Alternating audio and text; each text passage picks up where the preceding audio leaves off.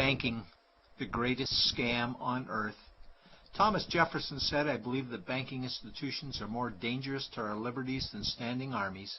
If the American people ever allow private banks to control the issue of their currency, the banks will deprive the people of all property until their children wake up homeless on the continent their fathers conquered."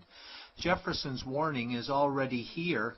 40 million Americans are living on food stamps. Millions more are now homeless, living in tents, all because of one institution, the Federal Reserve System.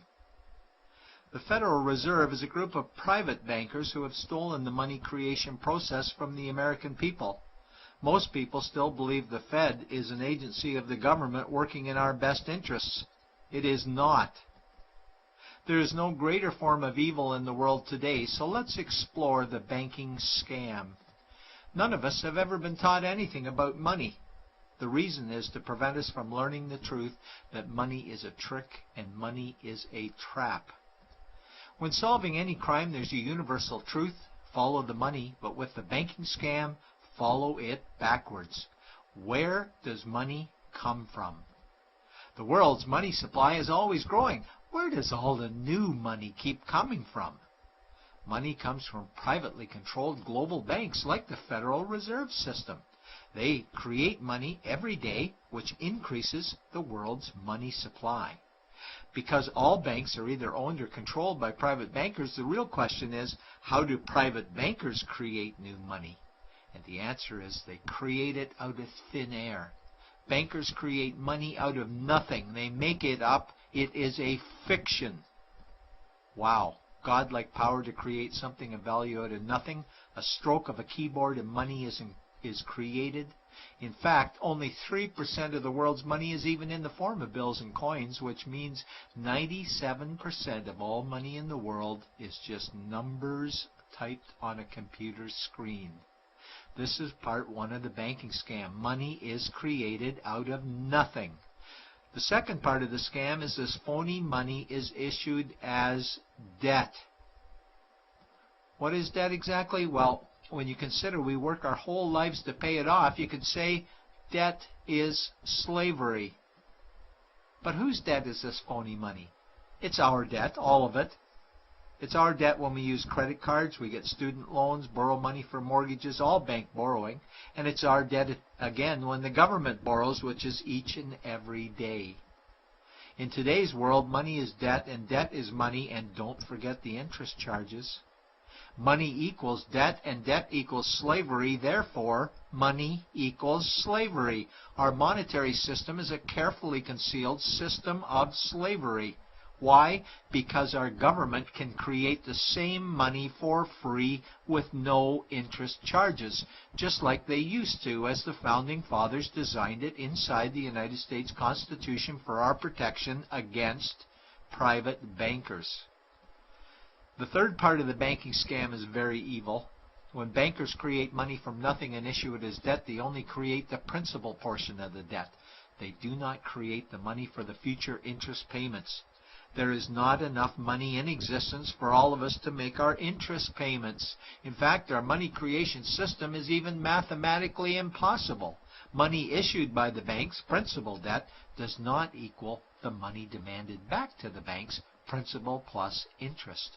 We are forced to play a game of musical chairs to see who can make their debt repayments. This guarantees a world of bankruptcy, competition, and scarcity of money.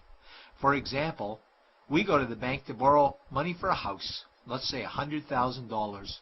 The moment we sign the loan document, the bank creates the money out of thin air.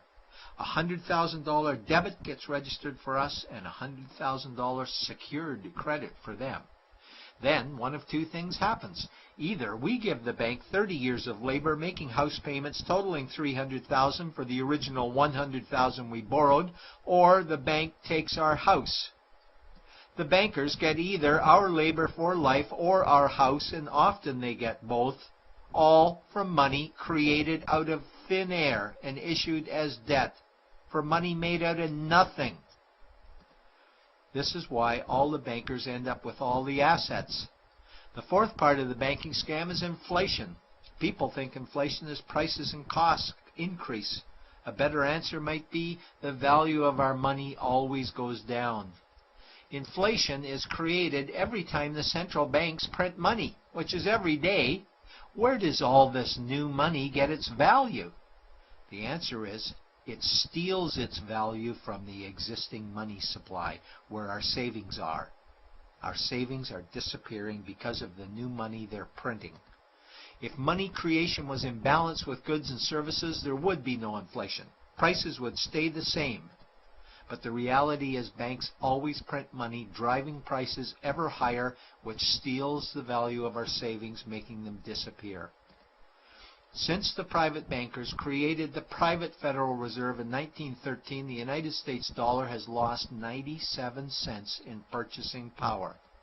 An item in 1913 that cost $100 in 2011 cost $2,230, a price increase of 2,130%. This is the banking scam. 4 parts. Private bankers create money out of nothing and charge interest on it. There is no money created for the future interest payments, and inflation steals our savings every day. In order for the banking scam to be pulled over our eyes, the bankers need help from the likes of paid-for politicians and appointed civil servants, military-industrial complex, mainstream media, multinational corporations, and the bankers' good buddies.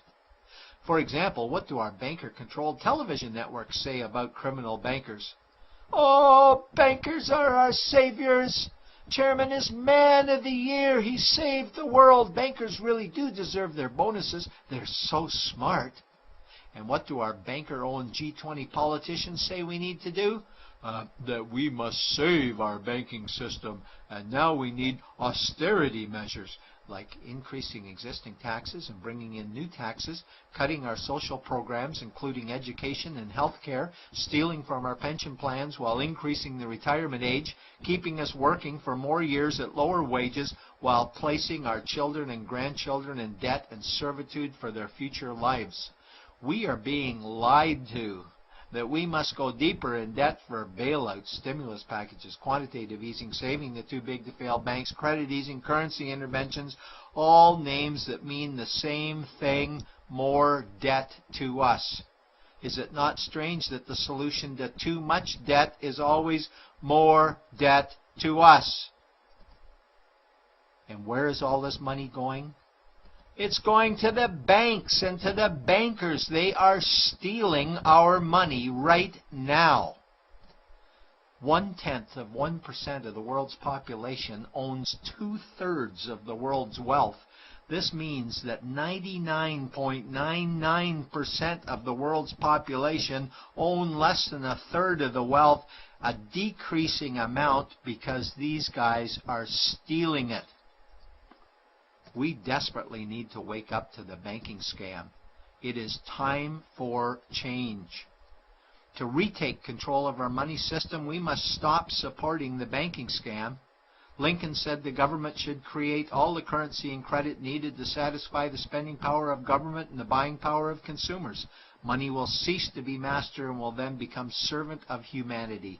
And Jefferson said the issuing power of money should be taken from the banks and restored to the people to whom it properly belongs.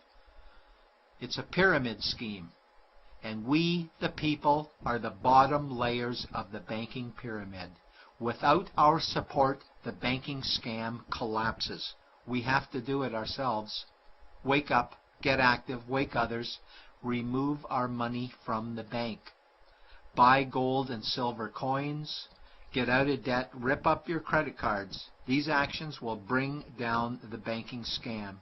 Only vote for politicians who support debt-free money, or run for office yourself, and turn off mainstream media to search for the truth while you still can. And support every effort to end the Federal Reserve System and all the privately owned central banks. Let's bring these criminals to justice to get our money and our countries back before it's too late.